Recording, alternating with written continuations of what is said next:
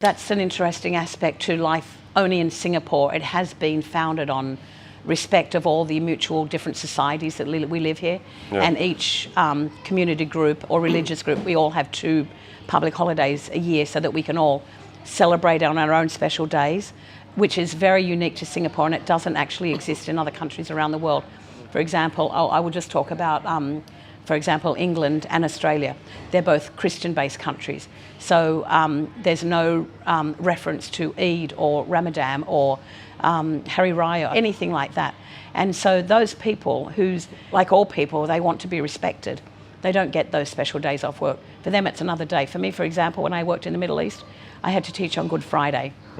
That was very strange for me to be, as a Christian, having to work on one of the most sacred holy days of the Christian, calendar. However, I understood that I had to respect the culture of the country that I was living in. I couldn't impose my preconceived ideas of what day I should have as a holiday and not. I had to fit in with the country and the culture. However, here in Singapore, it's completely different. We are all respected. And I think that does make Singapore a very unique community, because every culture has its days that we respect.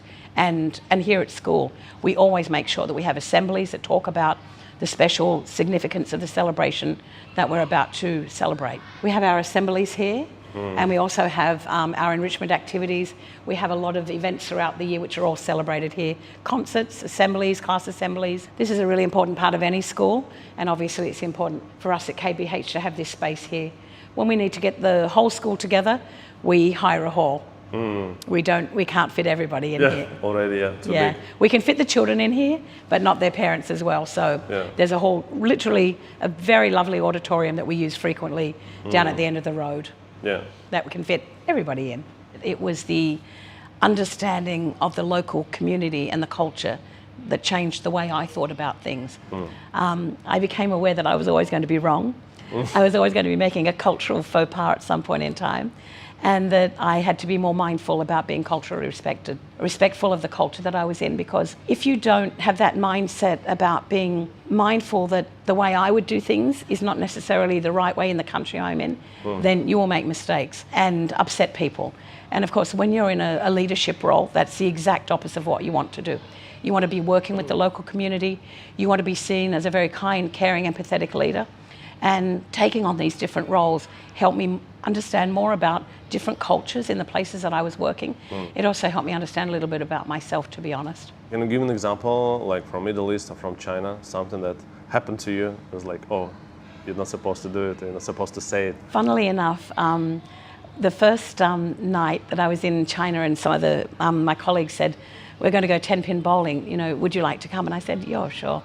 So we went along and we went 10-pin bowling. It was a really fun night. And then when we finished, we were trying to get a taxi home, and no taxis would stop. And we were, a fairly large group, and we were trying to get 2 or 3 taxis. And one of these, a taxi drove by, and I could hear the word Lao Wai being yelled out through the taxi driver window. And I said, what's happening here? Why won't any taxis stop? Because they've all got their green, light on. And all the teachers were kind of giggling, and they said, oh, because we're Lao Wai. And I went, what's that? And they said, we're foreigners. And taxi drivers won't pick up foreigners in China because we're always lost. We never know where we're going. We never know where we need to be. And because they don't speak English, they're very afraid to pick us up because it's always going to be a disaster. And there were many disasters in the 4 years in China with me in a taxi. And I understand exactly why they don't want to pick up Lao Wai, because it's always a disaster. Yeah, it seems like in every country they have this name for foreigners. Like here is Angmo, in Thailand it's Farang. And they don't generally like dealing with you. And the funny thing was, I had a misconceived idea that white people were actually quite respected globally. Very wrong. Very much disrespected globally. And the interesting thing for me is that I have been a victim of racism. And growing up in Australia as a white Australian, it was something that I had never had to deal with. So moving to a foreign country where I was discriminated against because of the colour of my skin was a very rude shock for me. Wow, really, you don't respect me? No. So it's actually, I wouldn't say it was a good experience, but it helped me understand how other people feel.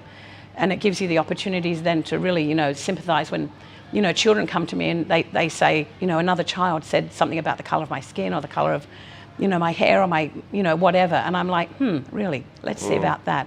And it has made me, as a leader of a school, be very, very mindful about making sure our schools are very accepting. Do you know how different is curriculum, like local Singaporean schools curriculum versus, let's say, your system? I don't know specifically how different it is. I certainly know from speaking to children who've been to Singaporean schools, their discipline is extremely strict. In some ways, maybe a little bit behind the times. Here at Knightsbridge and most of the international schools that I work in, we don't expect children to sit down and be quiet. We expect children to be collaborators, innovators. We expect children to be expressing their opinion. We expect children to be confident enough to question the teacher, to question their learning, to question what's happening. And I think in the local Singaporean systems, those skills that we value here in international schools, particularly in vogue. I think that the children more rote learning by memorization, where we don't value those skills here. I mean, obviously there's a place for them, but we want our children to be creative, innovative, collaborators, critical thinkers, all the things that we're preparing our children for when they go out to work in industry. I think I understand why the system, like a local school, why the strictness comes from. Partially from the past, I guess that's the kind of the system from the past when the country was built. But also because how system works, you have PSLE and then you need to score well. And then it leads the children's way to the university. And then also like Singapore local system is known by having the top ranking students like globally. Do you think maybe that's the right approach and like more creative approach is kind of outdated? Yeah, look, in any school you're going to find a group of children who are like hot-housed and tutored and lots of academics and after-school clubs and things like that. Yeah. Cream will always rise to the top. And the interesting thing about, certainly in my experience of, more than 40 years in education, that the best students will always go to the Ivy League universities. And it doesn't matter whether you've been in, a local system that's really, channeled you into, a particular way to achieve, or whether you've been in an international school which has had a little bit more creative flair. If you're a good student, you are a good student. And it doesn't matter really, as long as you've got a stable learning environment and a school that's going to have an expectation that you will excel, you will go to those, top universities, regardless of whether you came from, through the Singaporean system. And yes, the Singaporean system is very well respected, as is the Finnish education system, but Finnish children don't go to school till they're 7. And nor do the Singaporean children, but they're all in tuition centres after school. And they're all in academies after school. And the problems that does create when children don't have enough creative outlet, I see it all the time. And I often advise parents to get their children into sports clubs, get them into a team, get them doing something active rather than doing, another hour of maths or something like that in a tuition centre after school. Yeah, I guess that's the question of like the options that you can give to your children. Parents are very, very ambitious for their children, and we want our children to do very, very well because it's a reflection on us. Unfortunately, that is the reality of it. So when we always hustle to get our kids into the best school, into the best tuition centre, and equally so into the best university. But the reality is many children don't need to go to a top university. My son, for example, wanted to do renewable energy engineering. Oxford and Cambridge didn't offer it. So the university that he needed to go, the best one in the UK, was Exeter. And so that was what we, focused our energies on, finding out what he needed to get him into that. So that it doesn't necessarily mean that just because you're an A student or an A-star student that you're going to go to Cambridge. You need to go to the university that suits the course that you want to do. And that's what good schools will do.